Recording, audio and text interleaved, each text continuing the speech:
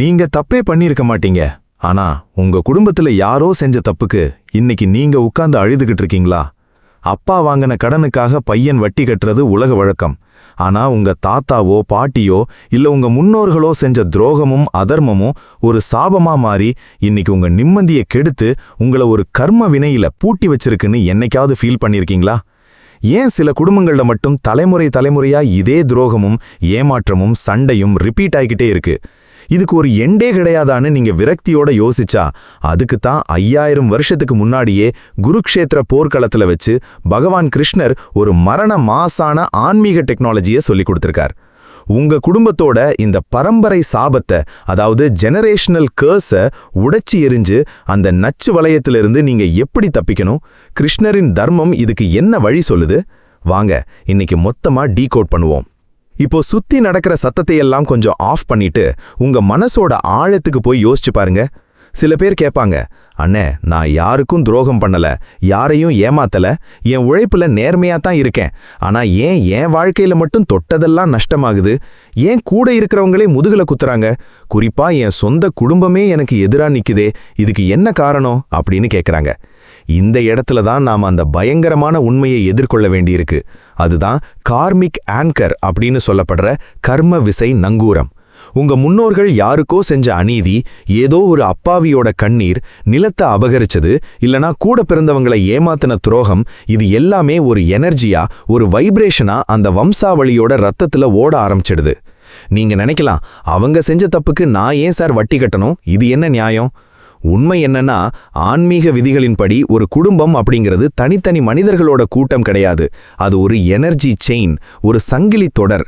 அந்த சங்கிலியோட ஒரு கனியில நஞ்சு கலந்தா அது மொத்த சங்கிலிக்கும் பரவத்தான் செய்யும். உங்க தாத்தா ஒருத்தருக்கு துரோகம் பண்ணி ஒரு சொத்தை வாங்கியிருக்கலாம். அந்த நபர் அழுதுகிட்டே சாபம் விட்டுட்டு போயிருக்கலாம். அந்த சாபம் என்ன பண்ணும் தெரியுமா? ஒரு கண்ணுக்கு தெரியாத எனர்ஜி கார்டா மாறி அந்த வம்சத்துல பிறக்கிற குழந்தைகளோட டிஎன்ஏ மற்றும் கர்ம கணக்குல வந்து உட்கார்ந்துக்கும். நீங்க புதுசா ஒரு பிசினஸ் ஆரம்பிப்பீங்க, பயங்கரமா உழைப்பீங்க. ஆனா கடைசி நிமிஷத்துல உங்க பார்ட்னர் உங்களை ஏமாத்திட்டு ஓடிடுவாரு. நீங்க கேப்பீங்க, அவன் ஏன் என்ன ஏமாத்துனா அப்படின்னு. ஆனா ஆன்மீக கண்ணோட்டத்துல பார்த்தா, அன்னைக்கு உங்க முன்னோர்கள் யாரையோ ஏமாத்துன அதே துரோகத்தோட எனர்ஜி இன்னைக்கு வேற ஒரு வடிவத்துல உங்ககிட்ட வந்து கணக்க தீர்க்குது. இதத்தான் நாம ஜெனரேஷனல் கர்ஸ் அல்லது தலைமுறை சாபம்னு சொல்றோம். இது வெறும் ஏதோ பேய் பிசாசு கதை கிடையாது. இது பக்கா சைக்கலாஜிக்கல் மற்றும் ஸ்பிரிச்சுவல் ரியாலிட்டி. உங்க குடும்பத்துல இருக்கிற பெரியவங்களை கொஞ்சம் கவனிச்சு பாருங்க. அவங்க வாழ்க்கையில என்ன மாதிரியான ஏமாற்றங்களை சந்திச்சாங்களோ அதே மாதிரியான ஏமாற்றங்களை அதே வயசுல நீங்களும் உங்க வாழ்க்கையில சந்திப்பீங்க. அவங்க எப்படி ஒரு விவாகரத்திலேயோ இல்லனா கோர்ட் கேஸ்லயோ சிக்கி நிம்மதி இல்லாம அலைஞ்சாங்களோ அதே பேட்டர்ன் உங்க வாழ்க்கையிலயும் ரிப்பீட் ஆகும். நீங்க வேணான்னு நினைச்சாலும் ஏதோ ஒரு சக்தி உங்களை இழுத்து கொண்டு போய் அதே தப்ப பண்ண வைக்கும், இல்லனா அதே மாதிரியான துரோகத்துக்கு உங்களை ஆளாக்கும். இதுக்கு பேரு தான் ஆன்மாவை முடக்கும் தலைமுறை சாபம். இதை எப்படி உடைக்கிறது? இந்த நரகத்திலிருந்து நமக்கு விடுதலை கிடையாதா? என் வம்சத்தோட பாவ மூட்டையை நான் என் தலைமையில சுமந்துகிட்டு தான் சாகணுமா? இந்த இடத்துல தான் பகவான் கிருஷ்ணரோட கீதை நமக்கு வெளிச்சம் காட்டுது. கிருஷ்ணர் சொல்றாரு, அர்ஜுனா, கர்மாவின் வேர்கள் ரொம்ப ஆழமானது. ஆனா அதை விட சக்தி வாய்ந்தது ஞானம் என்னும் வாள். உங்க முன்னோர்கள் உங்களுக்கு ஒரு சாபத்தை கடத்தி இருக்கலாம். ஆனா அந்த சாபத்தை உங்க தலைமுறையோட வெட்டி எறியற அந்த ஸ்பிரிச்சுவல் பயோனியர் அல்லது ஆன்மீக புரட்சியாளனா நீங்க மாற முடியும். அது எப்படி? இந்த கர்ம சுழற்சியை எப்படி நம்ம பலமா மாத்துறது? இத பத்தி அடுத்தடுத்து வர்ற பகுதிகளில் மிக ஆழமா அக்குவேறு ஆணிவேரா பார்க்க போறோம். இந்த கர்ம நங்கூரத்தை அறுத்தெறிய நீங்க தயாரா? அடுத்த பகுதிக்கு நாம போகும்போது உங்க மனசுக்குள்ள ஒரு தெளிவு பிறக்கும். ஏன்னா உங்க வீட்டுல நடக்கிற சண்டையும் சச்சரவும் ஏதோ தற்செயலா நடக்கிறது இல்ல. அதுக்கு பின்னாடி ஒரு பெரிய போர்க்களமே இருக்கு. வாங்க அந்த குருக்ஷேத்திர களத்துக்குள்ள போய் கிருஷ்ணர் என்ன சொல்றாருன்னு பாப்போம். நீங்க நினைக்கலாம், என்னங்கண்ணே ஏதோ 5000 வருஷத்துக்கு முன்னாடி நடந்த போரையும் இன்னைக்கு என் வீட்டில் நடக்கிற சொத்து சண்டையையும் போட்டு குழப்புறீங்களே அப்படின்னு. கொஞ்சம் நிதானமா யோசிச்சு பாருங்க.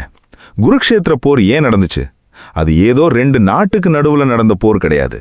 அது ஒரே குடும்பத்துக்குள்ள, இரத்த பந்தங்களுக்குள்ள, அண்ணன் தம்பிகளுக்குள்ள நடந்த பயங்கரமான துரோகத்தோட உச்சக்கட்டம். இன்னைக்கு உங்க வீட்டில் நடக்கிற கதையும் அதுதானே. சொந்த அண்ணன் தம்பி நிலத்துக்காக கோர்ட்டுபடி ஏறுறதும், பங்காளிகள் ஒருத்தருக்கு ஒருத்தர் சூனிய வைக்கிற அளவுக்கு வெறுப்பை வளர்த்துக்கிறதும், பெத்த பிள்ளையே அப்பாவை ஏமாத்துறதும், இதெல்லாம் இன்னைக்கு நடக்கிற மாடர்ன் குருக்ஷேத்திரம் இல்லாம வேற என்ன? அர்ஜுனன் அந்த போர்க்களத்தோட நடுவுல போய் ரதத்தை நிறுத்த சொல்றான். சுத்தியும் பார்க்கறான். அங்கே யாரு நிக்கிறா?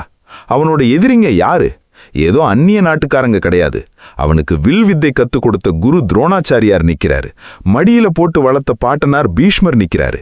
கூட பிறந்த அண்ணன் தம்பிகளான கௌரவர்கள் நிக்கிறாங்க. அவங்க எல்லாரும் சாதாரணமானவங்களா? இல்ல, அவங்க எல்லாரும் அர்ஜுனனுக்கும் அவனோட தம்பிகளுக்கும் ஏகப்பட்ட துரோகங்களை செஞ்சவங்க. அரக்கு மாளிகையில வச்சு உயிரோட கொலத்தை பார்த்தவங்க, திரௌபதியை சபையில வச்சு மானபங்கப்படுத்தியவங்க, நாட்டை ஏமாத்தி பிடுங்கினவங்க. இத்தனை துரோகங்களையும் பண்ணின சொந்த பந்தங்களை எதிர்த்து அர்ஜுனன் வில் எடுக்கணும். அந்த நிமிஷத்துல அர்ஜுனனுக்கு கைகால் எல்லாம் நடுங்குது. காண்டீவம் அவனோட கை தவறி கீழே விழுது. வாய் உலர்ந்து போகுது. அர்ஜுனன் கிருஷ்ணரை திரும்பி பார்த்து கேட்குறான், கிருஷ்ணா, இவங்களெல்லாம் கொன்னுட்டு எனக்கு என்ன ராஜ்யம் வேண்டி கிடக்கு?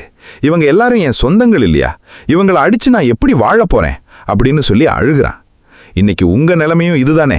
உங்க சொந்த குடும்பத்துல ஒருத்தர் உங்களுக்கு துரோகம் பண்ணியிருப்பாரு. உங்க சொத்தை பிடுங்கி இருக்கலாம், இல்லனா உங்க மேல தேவையில்லாத பழிய போட்டு உங்களை அசிங்கப்படுத்தி இருக்கலாம். அவங்கள நினைச்சா உங்களுக்கு கோபமும் வருது. அதே நேரத்துல அவங்க உங்க ரத்த பந்தமா இருக்காங்களேன்னு நினைச்சு மனசு வலிக்கவும் செய்யுது. ஏன் எனக்கு இந்த நிலைமை?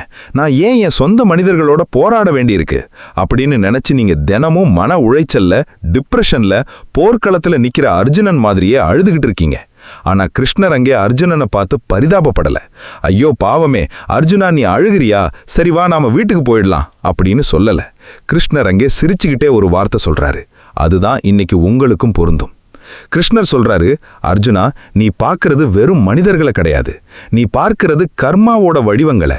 இங்க நிக்கிற பீஷ்மரோ துரோணரோ அவங்க செஞ்ச அதர்மத்தோட பக்கத்துல நிக்கிறாங்க. அவங்களுடைய கர்ம வினை அவங்கள இந்த அழிவு பாதைக்கு இழுத்துட்டு வந்திருக்கு. நீ இப்போ உன்னோட உணர்ச்சிகளுக்கு அடிமையாகி வில்ல கீழே போட்டா அது தர்மத்துக்கு நீ செய்யற துரோகம் அப்படின்னு சொல்றாரு.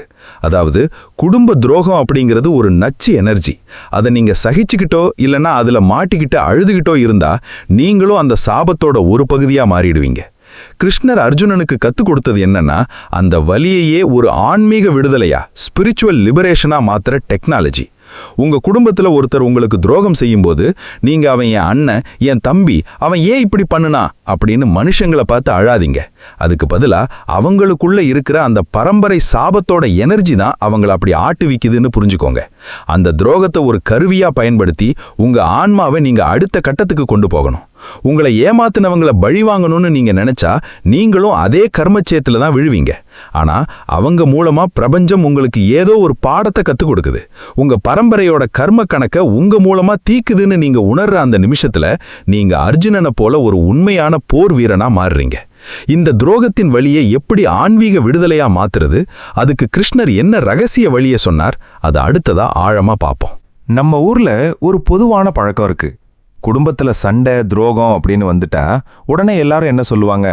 போகட்டும் வீடு தம்பி, சொந்த பந்தமாவது சுடுகாடு வரைக்கும் கூட வரப்போதா, சகிச்சுக்கிட்டு போ, சமரசம் பண்ணிக்கோ, அவங்க கிட்ட போய் பேசு, ஒத்துப்போ அப்படின்னு அட்வைஸ் பண்ணுவாங்க. ஆனா நான் கேட்குறேன், உங்க மேல தப்பே இல்லாதப்போ உங்களை மிதிச்சு உங்க கௌரவத்தை குலைச்சு உங்களை நிம்மதி இல்லாம ஆக்கினவங்க கிட்ட போய் நீங்க ஏன் சமரசம் பண்ணிக்கணும்? பகவான் கிருஷ்ணர் எங்கேயுமே அதர்மத்தோட சமரசம் பண்ணிக்க சொல்லவே இல்லை. துரியோதனன் பாண்டவர்களை ஏமாத்தினப்போ கிருஷ்ணர் தூது போனாருதான். ஆனா அது சமரசத்துக்காக இல்ல, தர்மத்துக்கான கடைசி வாய்ப்பை கொடுக்கறதுக்காக.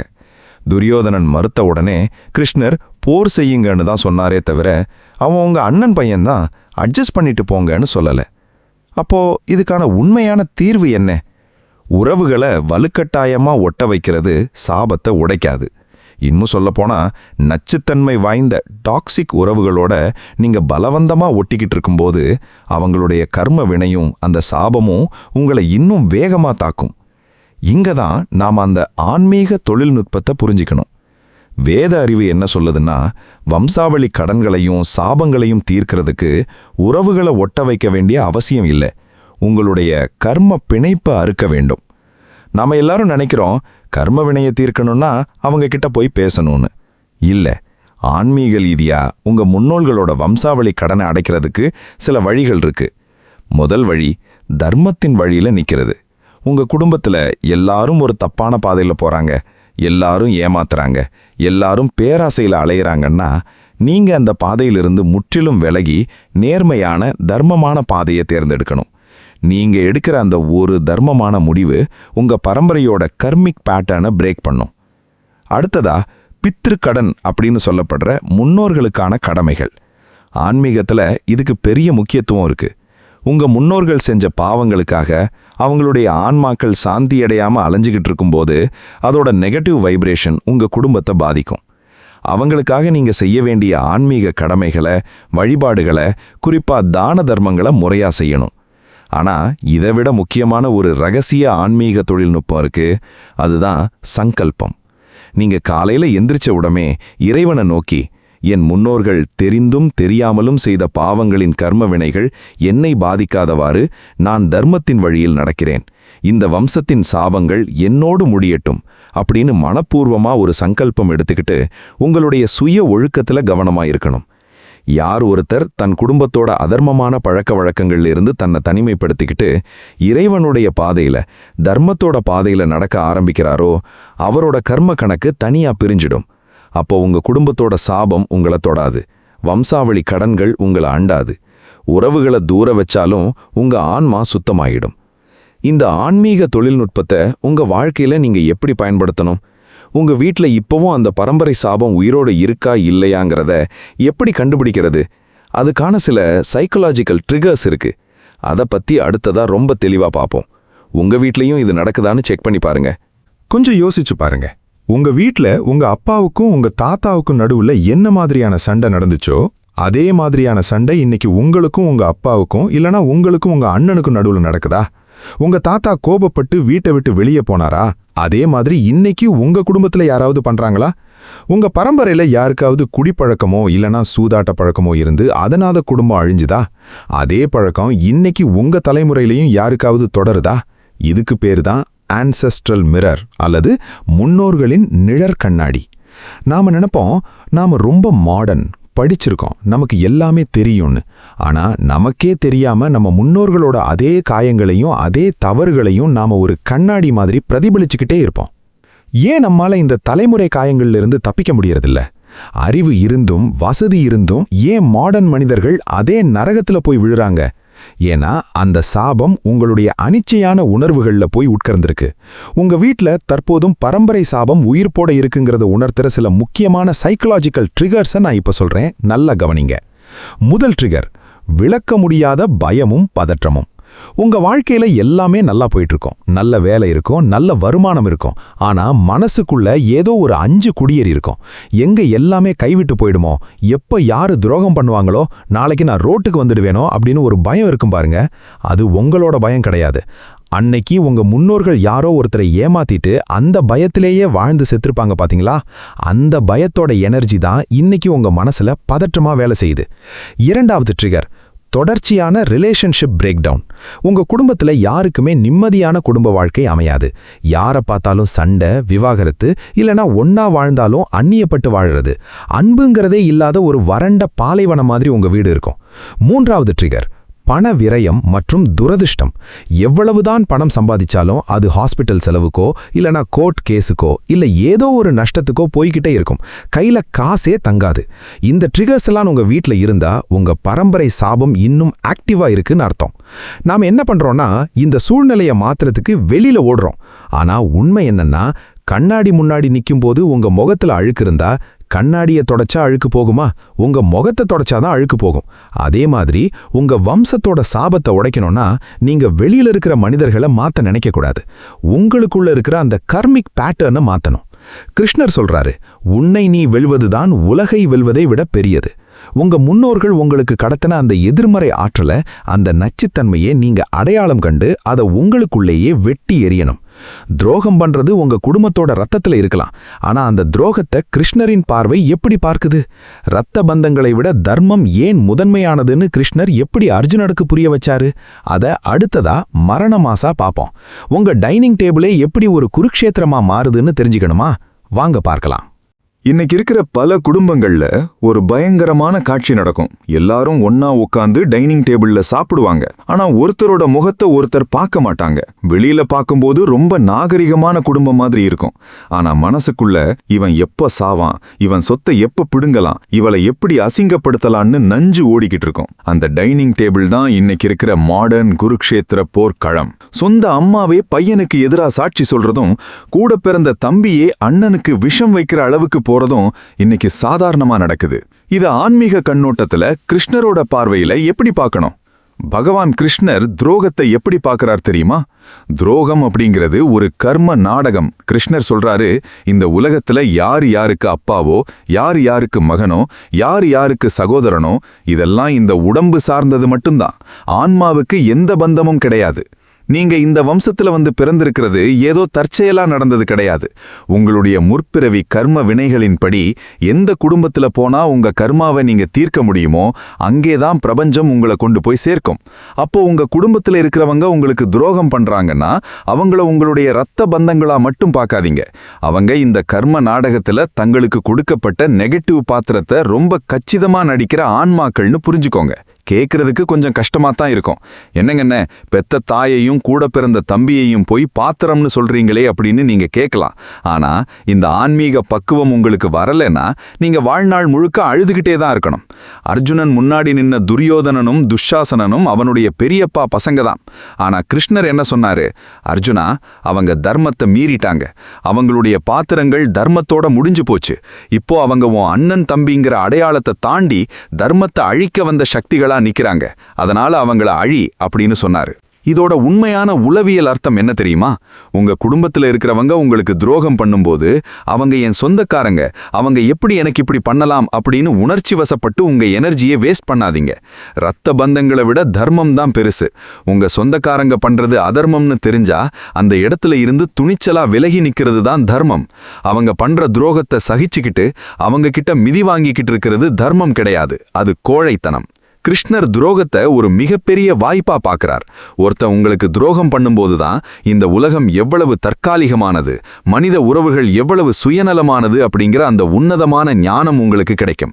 அந்த ஞானம் கிடைச்ச உடனே நீங்க மனிதர்களை சார்ந்து வாழ்றதை நிறுத்திட்டு இறைவனையும் தர்மத்தையும் சார்ந்து வாழ ஆரம்பிப்பீங்க. உங்க குடும்ப உறுப்பினர்களை கர்ம நாடகத்தின் பாத்திரங்களா பார்க்க பழகிக்கோங்க. அப்படி பார்க்கும்போது அவங்க மேல இருக்கிற வெறுப்பு போயிடும். ஆனா அதே நேரத்துல அவங்க உங்களை ஏமாத்த அளவுக்கு ஒரு பற்றற்ற நிலை உங்களுக்குள்ள உருவாகும். அந்த பற்றற்ற நிலை என்னும் வாழ வச்சு இந்த நச்சு உறவுகளை எப்படி கையாள்றது, அதை பத்தி அடுத்ததா ரொம்ப பவர்ஃபுல்லா பார்ப்போம்.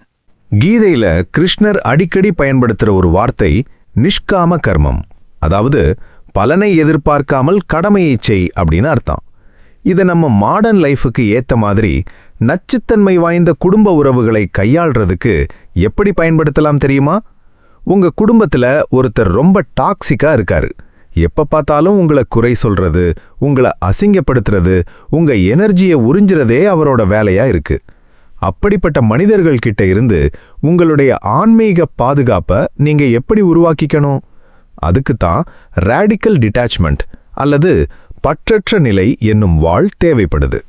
பல பேர் நினைப்பாங்க, ஆன்மீக பற்றற்ற நிலைனா காட்டுக்கு ஓடி போறது, இல்லனா காவி வச்சுட்டு எல்லாரையும் வெறுக்கிறதுன்னு. அது அப்பட்டமான பொய்.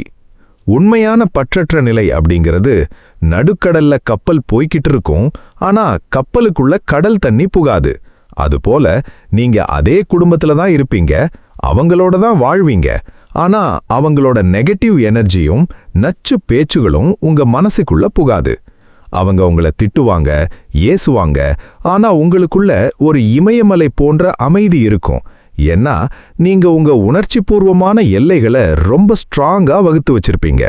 உணர்ச்சிபூர்வமான எல்லைகளை வகுக்கிறது ஏதோ சுயநலம் கிடையாது, அது உங்க ஆன்மாவை காப்பாத்திக்கிறதுக்கான ஆன்மீக பாதுகாப்பு. கிருஷ்ணர் குருக்ஷேத்திர களத்துல அர்ஜுனனுக்கு இதைத்தான் கத்துக் கொடுத்தாரு. அர்ஜுனா, நீ போர் செய்யும்போது உன்னோட கடமையை மட்டும் செய். அவங்க மேல இருக்கிற கோவத்திலேயோ இல்ல வெறுப்புலையோ போர் செய்யாத. உன்னோட மனச எங்கிட்ட ஒப்படைச்சிட்டு ஒரு கருவியா மட்டும் செயல்படு அப்படின்னு சொன்னாரு. உங்க குடும்பத்துல இருக்கிற நச்சு மனிதர்கள் கிட்ட நீங்க பழகும்போது நீங்க ஒரு கருவியா மட்டும் இருங்க. அவங்க கிட்ட இருந்து எந்த ஒரு அங்கீகாரத்தையோ அன்பையோ பாராட்டையோ எதிர்பார்க்காதீங்க. ஏன்னா அவங்க கிட்ட அது கிடையாது. இல்லாத கடையில போய் நீங்க பொருள் கேட்டா எப்படி கிடைக்கும்? அவங்க கிட்ட இருந்து அன்பை எதிர்பார்த்து நீங்க ஏமாந்து போகும்போதுதான் அந்த பரம்பரை சாபத்தோட எனர்ஜி உங்களை முழுசா விழுங்கிடுது. நீங்க அவங்க கிட்ட சண்டை போடும்போது அவங்களுடைய அதே நெகட்டிவ் அதிர்வெண்ணுக்கு நீங்களும் இறங்கி போறீங்க. அப்ப சாபம் ஜெயிச்சிடுது, நீங்க தோத்துடுறீங்க. ஆனா அவங்க என்னதான் குதிச்சாலும் என்னதான் துரோகம் பண்ணினாலும் நீங்க சிரிச்சுக்கிட்டே உங்க வேலையை மட்டும் பார்த்துட்டு மனசளவுல அவங்களிருந்து முற்றிலும் விலகி நிக்கும்போது அந்த நச்சு ஆற்றல் அப்படியே ரிவர்ஸ் ஆகி அவங்களுக்கே போயிடும். உங்க கர்ம கணக்கு அங்கே சுத்தமாயிடும். இதத்தான் நிஷ்காம கர்மம் மூலம் குடும்பத்தின் எதிர்மறை ஆற்றலை நம்முள் உறிஞ்சாமல் தடுப்பது அப்படின்னு சொல்றோம். நீங்க கோபப்படல, நீங்க வெறுக்கல, ஆனா நீங்க அவங்களுக்கு அடிமையாகல. உங்க வாழ்க்கையோட ரிமோட் கண்ட்ரோலை அவங்க கிட்ட கொடுக்காம உங்க கையிலேயே வச்சிருக்கீங்க. இந்த ஆன்மீக பாதுகாப்பை நீங்க இன்னும் எப்படி பலப்படுத்திக்கணும்? வெளியுலக குழப்பங்களுக்கு மத்தியில உங்க உள்மன அமைதியை ஒரு கேடயமா மாத்துறது எப்படி? உங்களுடைய சுய ஒழுக்கத்தை வச்சு அந்த பரம்பரை சாபங்களை எப்படி முறியடிக்கிறது? இத பற்றி அடுத்ததா ஆழமான தத்துவங்களோட பார்ப்போம். நம்மல்ல பல பேருக்கு ஒரு தப்பான எண்ணம் இருக்கு. என் குடும்பத்துல இருக்கிறவங்க மாறணும், எங்க அண்ணன் திருந்தணும், எங்க அப்பா என் மேல பாசம் காட்டணும், அப்பதான் என் வாழ்க்கை நல்லா இருக்கும் அப்படின்னு நினைப்போம். நான் கேக்குறேன், மத்தவங்கள மாத்துறது உங்க கையில இருக்கா? உங்களால அடுத்த ஒரு நிமிஷத்துல மழை பெய்ய வைக்க முடியுமா? முடியாதுல்ல. அதே மாதிரிதான் அடுத்த மனிதர்களோட மனசையும் உங்களால மாத்த முடியாது. அவங்க கர்ம வினைகளின்படி தான் ஆடுவாங்க. அப்போ உண்மையான தீர்வு என்ன? வெளியில இருக்கிற குழப்பங்களை மாத்த முயலாம உங்களை நீங்களே ஆன்மீக ரீதியா செதுக்கிக்கிறது தான் ஒரே வழி. உங்க சுய ஒழுக்கமும் ஆன்மீக பாதுகாப்பும் தான் அந்த பரம்பரை சாபத்தை முறியடிக்கக்கூடிய ஆகச்சிறந்த கேடயம், ஷீல்டு. கிருஷ்ணர் கீதையில சொல்றாரு, உன்னுடைய ஆன்மாவிற்கு நீயே நண்பன், உன்னுடைய ஆன்மாவிற்கு நீயே எதிரி. உங்க குடும்பத்தோட சாபத்தை உடைக்க நீங்க ஏதோ பெரிய மலைக்கு போய் தவம் இருக்க வேண்டிய அவசியம் இல்ல. உங்களுடைய தினசரி குணநலன்களை, சுய ஒழுக்கத்தை, கேரக்டர் டெவலப்மெண்ட்டை மேம்படுத்தினாலே போதும். பரம்பரை சாபம் எப்படி வேலை செய்து தெரியுமா? அது உங்க குடும்பத்தில் இருக்கிற பலவீனமான குணங்கள் வழியாத்தான் உள்ள நுழையும். உதாரணத்துக்கு, உங்க பரம்பரையில எல்லாருக்கும் ஈகோ அதிகமா இருக்கலாம், பேராசை அதிகமா இருக்கலாம், இல்லைன்னா பொறாமை குணம் இருக்கலாம். நீங்களும் அதே ஈகோவோடவும் பொறாமையோடவும் இருந்தீங்கன்னா அந்த சாபத்தோட எனர்ஜி உங்களை ஈஸியா கண்ட்ரோல் பண்ணிடும்.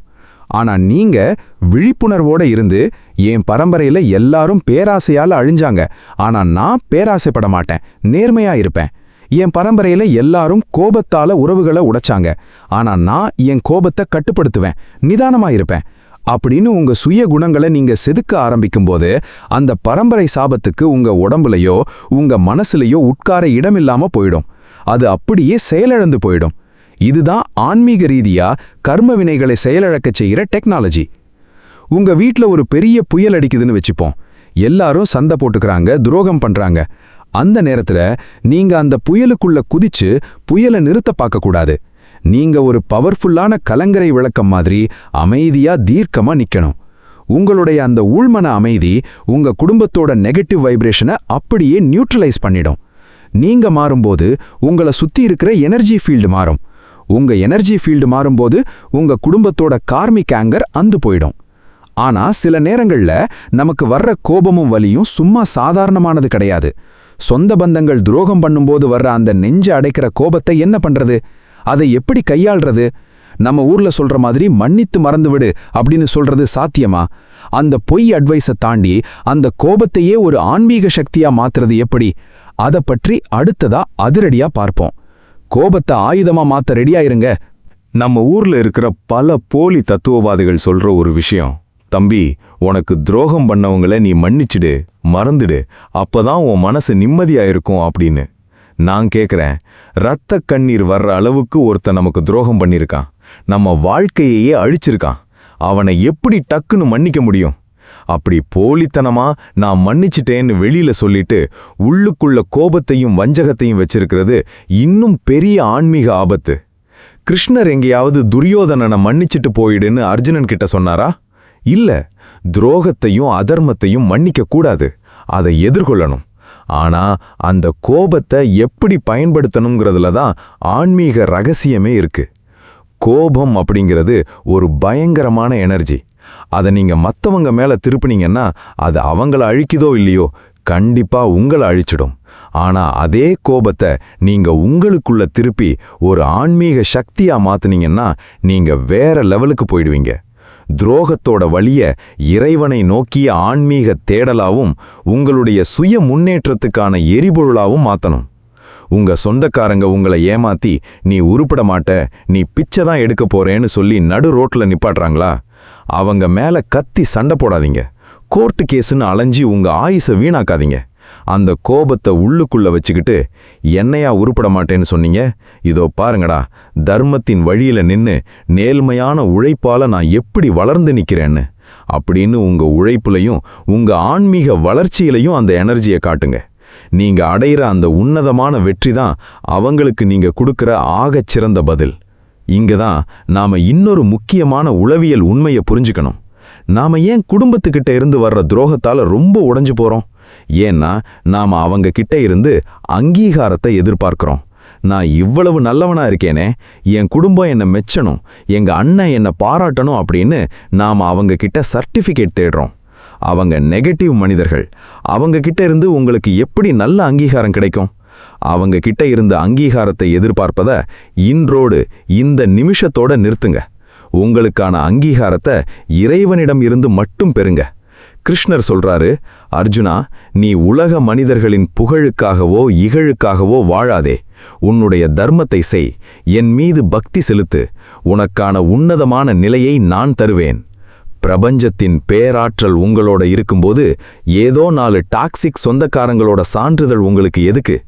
நீங்க அனுபவிக்கிற இந்த வலி உங்களை அழிக்கிறதுக்காக இல்ல, உங்களை உங்க வம்சத்தோட ஒட்டுமொத்த ஆன்மீக புரட்சியாளனா மாத்துறதுக்காகத்தான் பிரபஞ்சம் உங்களுக்கு இந்த வலிக்கான பாடத்தை கொடுத்திருக்கு. அது எப்படி? உங்க வம்சத்தின் தலைவிதியை மாற்றப் போகிற அந்த ஒற்றை மனிதன் நீங்க தானா? அதை பற்றி அடுத்ததா ரொம்ப இமோஷனலா பார்ப்போம். ஒரு பெரிய காடு இருக்கு. அந்த காட்டுல இருக்கிற எல்லா மரங்களும் பட்டு போய் காஞ்சு போய் தீப்பிடிச்சு எரியிற நிலைமையில இருக்கு. ஆனா அந்த காட்டுக்கு நடுவுல ஒரே ஒரு மரம் மட்டும் பச்சை பசையல்னு ஆழமான வேர்களோடு செழிப்பா வளர்ந்து நிக்குது. அது எப்படி சாத்தியம்? ஏன்னா அந்த ஒற்றை மரத்தோட வேர்கள் காஞ்சு போன மேல்மட்ட மண்ணை தாண்டி பூமிக்கு அடியில இருக்கிற ஜீவநதியோட போய் இணைஞ்சிருக்கு. அதே மாதிரிதான் உங்க குடும்பமே கர்ம வினையில சிக்கி சாபத்துல வெந்து துரோகத்தால அழிஞ்சு போய்கிட்டு இருந்தாலும் அந்த வம்சத்துல பிறக்கிற ஒரே ஒரு ஒற்றை மனிதன் ஒட்டுமொத்த வம்சத்தோட சாபத்தையும் உடைச்சி எறிய முடியும். அந்த ஒற்றை மனிதனுக்கு பேரு தான் ஸ்பிரிச்சுவல் பயனியர் அல்லது வம்சாவழியின் ஆன்மீக புரட்சியாளன். இப்போ இந்த தொடரை வாசிச்சுக்கிட்டு இருக்கிற நீங்க தான் உங்க வம்சத்தோட அந்த ஆன்மீக புரட்சியாளன். என்னங்கன்னே சொல்றீங்க? நானா? எனக்கே 1000 பிரச்சனை இருக்கு, நான் போய் எப்படி என் வம்சத்தையே காப்பாத்துறது அப்படின்னு நீங்க நினைக்கலாம். கொஞ்சம் சிந்திச்சு பாருங்க. ஏன் உங்க குடும்பத்தில் இருக்கிற மற்றவங்களுக்கெல்லாம் இந்த விழிப்புணர்வு வரல? ஏன் அவங்க இன்னும் அதே பேராசையிலையும் சண்டையிலையும் துரோகத்திலையும் மூழ்கி கிடக்குறாங்க? ஆனா உங்களுக்கு மட்டும் ஏன் இந்த சாபத்தை உடைக்கணும், இந்த நரகத்திலிருந்து வெளியே வரணும், ஆன்மீக ரீதியா வாழணும் அப்படிங்கிற இந்த நல்லெண்ணம் வந்துச்சு? ஏன்னா பிரபஞ்சம் உங்களை தேர்ந்தெடுத்திருக்கு. உங்க குடும்பத்துல விழிப்புணர்வு பெற்ற அந்த ஒற்றை நபர் நீங்க மட்டும்தான்.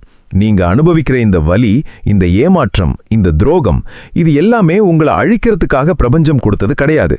உங்க வம்சத்தோட கர்ம பாரத்தை உங்க மூலமாய் எரிச்சு சாம்பலாக்கிறதுக்காக, உங்களை ஒரு ஆன்மீக நெருப்பா மாத்துறதுக்காக பிரபஞ்சம் கொடுத்த தீட்சை இது. கிருஷ்ணர் கீதையில ஒரு உன்னதமான ரகசியத்தை சொல்றாரு. பல தலைமுறைகளாக சேர்க்கப்பட்ட பாவங்கள் கூட ஞானம் என்னும் நெருப்பினால் சாம்பலாக்கப்படும்.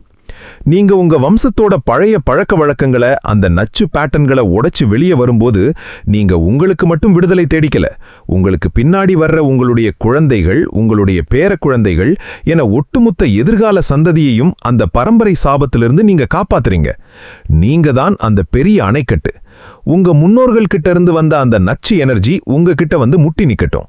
அதை உங்களுக்குள்ளேயே ஆன்மீக ஞானத்தால உறிஞ்சிட்டு உங்க பிள்ளைகளுக்கு போகும்போது ஒரு சுத்தமான தெய்வீகமான ஆசீர்வதிக்கப்பட்ட ரத்தத்தையும் கர்மாவையும் நீங்க கடத்தணும். அதுதான் நீங்க உங்க வம்சத்துக்கு செய்யற ஆகச்சிறந்த ஆன்மீக புரட்சி. இந்த ஆன்மீக புரட்சியை எப்படி முழுமைப்படுத்துறது? பழைய வம்சாவழி சாபங்கள்லிருந்து முற்றிலும் விடுபட்டு உங்களுக்கான ஒரு புதிய ஆன்மீக குடும்பத்தையும் சுதந்திரமான எதிர்காலத்தையும் உருவாக்குவது எப்படி? மீண்டும் பழைய குப்பைக்குள்ள வீழ்ந்து விடாமல் இருக்க தினசரி கடைபிடிக்க வேண்டிய அந்த இறுதி ஆன்மீக நெறிமுறைகள் என்ன? வம்சாவழி சாபத்தை முற்றிலுமாக அறுத்தெறியும் அந்த உச்சக்கட்ட இறுதி பகுதிக்கு நாம இப்ப போக போறோம். உங்க ஆன்மாவின் புதிய தொடக்கத்துக்கு நீங்க தயாரா? வாங்க இறுதி பகுதிக்குள்ள போவோம். இப்போ நாம இந்த உன்னதமான ஆன்மீக பயணத்தோட உச்சக்கட்ட பகுதிக்கு வந்துட்டோம். இதுவரைக்கும் நாம பார்த்த எல்லாமே ஒரு அஸ்திவாரம்தான். இப்போ அந்த சாபத்தின் சங்கிலியை முற்றிலுமாக அறுத்தெறிகிற அந்த இறுதி போர்க்களத்துல நாம நிக்கிறோம்.